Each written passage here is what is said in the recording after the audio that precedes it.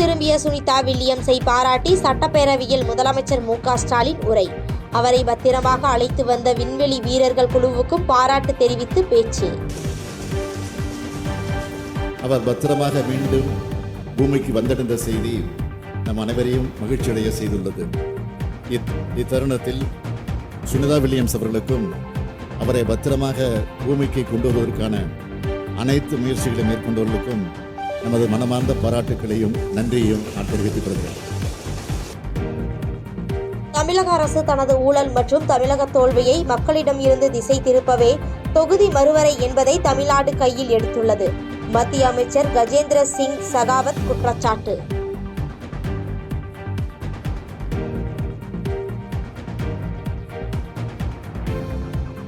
சென்னை மாநகராட்சியில் 2025-26 நிதியாண்டுக்கான பட்ஜெட் தாக்கல். போக்குவரத்து நெரிசலை குறைக்க புதிய மேம்பாலங்கள் உள்ளிட்ட பல்வேறு சிறப்பு திட்டங்கள் இடம்பெற்றுள்ளது.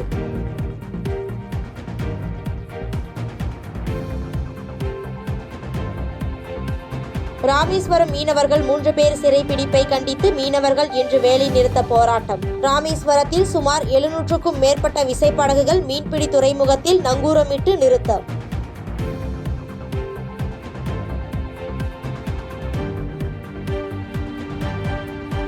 சாலைகள் அமைக்க கூடுதலாக 850 கோடி ரூபாய் ஒதுக்கீடு செய்யப்பட்டுள்ளது. பேரவையில் அமைச்சர் KN நேரு தகவல். பேரவைத் தலைவர்களே, மாண்பு உறுப்பினர்கள் கேட்டுக்கொண்டது, அந்த சாலை ஹைவேஸுக்கும் நகராட்சிக்கும் சேர்ந்த இடமாக இருக்கிறதா என்று நம்முடைய முன்னாள் அமைச்சர் அவர் K.S. மஸ்தான் சொல்லியிருக்கிறார். எந்த சாலை என்று குறிப்பிட்டு எழுதி தருவீர்களானால் அந்த பாலமும் கட்டி இந்த சாலையும் செய்வதற்குரிய. ஏனென்றால் இந்த ஆண்டு பல இடங்களிலே சாலைகள் போடுவதற்காக கூடுதலாக நிதி கிட்டத்தட்ட 850 கோடியை நம்முடைய முதலமைச்சர் வழங்கியிருக்கிறார். எனவே அந்த சாலையை கணக்கிட்டு உங்களுக்கு உடனடியாக செய்து தருவதற்கு நடவடிக்கை எடுக்கிறார். ஆவின் மூலம் கடந்த ஆட்சியை விட கூடுதலாக 11 லட்சம் லிட்டர் பால் கொள்முதல். சட்டப்பேரவையில் MLA நந்தகுமார் கேள்விக்கு அமைச்சர் ராஜகண்ணப்பன் பதில். இப்போ நம்ம கன்சியூமரும் ஏழை, உற்பத்தி பண்ணுறவனும் ஏழை, கொஞ்சம் கன்சிடர் பண்ண வேண்டியிருக்கு. அதனால் நஷ்டம் இல்லாமல் நடத்தணும் ஆவினை. அதனால் பிற பொருள்கள் விற்கிறோம், அது வேறுபடியாக போயிட்டுருக்கு, நல்லபடியாக போயிட்டுருக்கு. இப்போ நம்முடைய அரசாங்கத்தில் இப்போ 11 லட்சம் லிட்டர் கூட பழைய அரசாங்கத்தோட இப்போ கூட பண்ணுறோம். அதனால் பால் தட்டுப்பாடு என்பது இப்போ டயம் வேறு கூட்டி கொடுத்துருக்கோம். 6:30 to 7:30 பெண்கள் போய் வாங்குறதுக்கு 5 to 6ன்னா ராத்திரியில் இந்த கல்பிரிட்ஸாக வர்றாங்க, முகம் தெரியாது அப்படிங்கிறதுக்காண்டி 6:30 to 7:30 போட்டுவிட்டோம். இப்போ எந்த வித டிஸ்டர்பன்ஸும் கிடையாது பெண்களுக்கு. தமிழ்நாட்டில் வீடு தேடி சென்று ரேஷன் பொருட்கள் விநியோகம் செய்யும் திட்டம் குறித்து விரைவில் முடிவு. ஆந்திரா, கர்நாடகாவில் தமிழக அதிகாரிகள் ஆய்வு செய்ய உள்ளதாக சட்டப்பேரவையில் அமைச்சர் சக்கரபாணி அறிவிப்பு.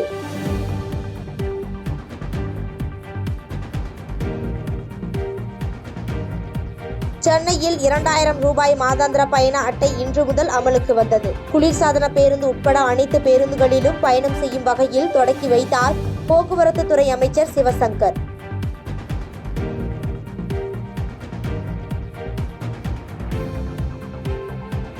பாஜக குழந்தைகளிடம் பிஸ்கெட் கொடுத்து கையெழுத்து வாங்குகிறார்கள். சமக்கல்வி கையெழுத்து இயக்கம் குறித்து போக்குவரத்து துறை அமைச்சர் சிவசங்கர் விமர்சனம்.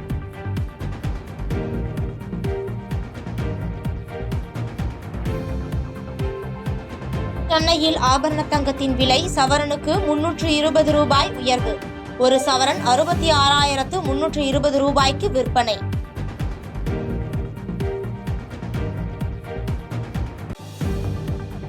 விண்வெளி வீராங்கனை சுனிதா வில்லியம்ஸால் 140 கோடி இந்தியர்களுக்கும் பெருமை. பிரதமர் நரேந்திர மோடி வாழ்த்து.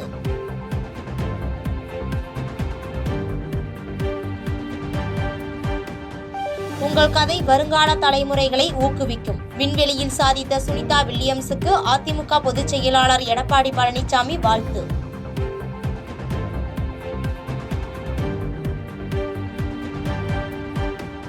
சிம்பனி இசை அரங்கேற்றிய பின் மாநிலங்களவைக்கு சென்ற இளையராஜாவிற்கு உற்சாக வரவேற்பு. வணக்கம் பெரியண்ணா என தமிழில் வாழ்த்திய ஸ்ரீ ஜெகதீப் தங்கர்.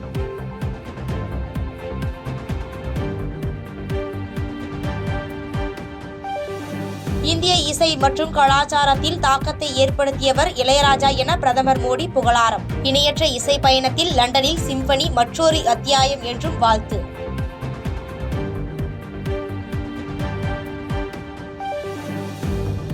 அரசு ஊழியர் மற்றும் ஆசிரியர் சங்கங்கள் வேலை நிறுத்தம் அறிவிப்பு.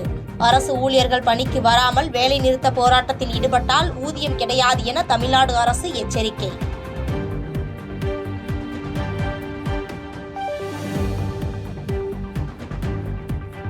தமிழ்நாட்டில் பகல் நேர அதிகபட்ச வெப்பநிலையில் பெரிய அளவில் மாற்றம் இருக்காது. ஓரிரு இடங்களில் இலப்பை விட 2 முதல் 3 டிகிரி செல்சியஸ் வெப்பம் அதிகரிக்கக்கூடும் என வானிலை மையம் எச்சரிக்கை.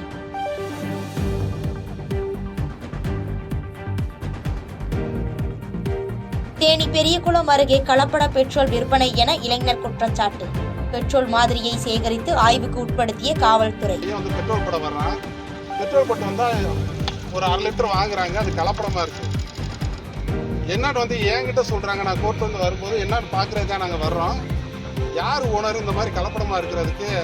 யாரா நீங்க கேட்கறதுக்கு? வெளியே போங்கடா, நீங்க எந்த நோக்கத்துக்காக வரீங்கன்னு தெரியும், வெளியே போங்கடான்னு சொல்லி எங்களை மிரட்டுறாங்க, நெருக்க விட மாட்டேங்கிறாங்க. கேட்க வந்ததுக்கு மிரட்டுறாங்க யார் வந்தாலும். அதனால கலப்பட பெட்ரோல் கேட்டது தப்பு, மீறி நீங்க எதுவும் கேட்கக்கூடாது. அப்படி கேட்டீங்கன்னா மிரட்டுவோம், நாங்க யாருன்னு தெரியுமா சொல்லி மிரட்டிட்டு இருக்காங்க. பாதகம் செய்பவரை கண்டால் நாம் பயம் கொள்ளலாகாது பாப்பா. மோதி மிதித்து விடு பாப்பா, அவர் முகத்தில் உமிழ்ந்து விடு பாப்பா. அண்மை செய்திகளை உடனுக்குடன் தெரிந்து கொள்ள இணைந்திருங்கள் எம் நாடு தொலைக்காட்சியுடன்.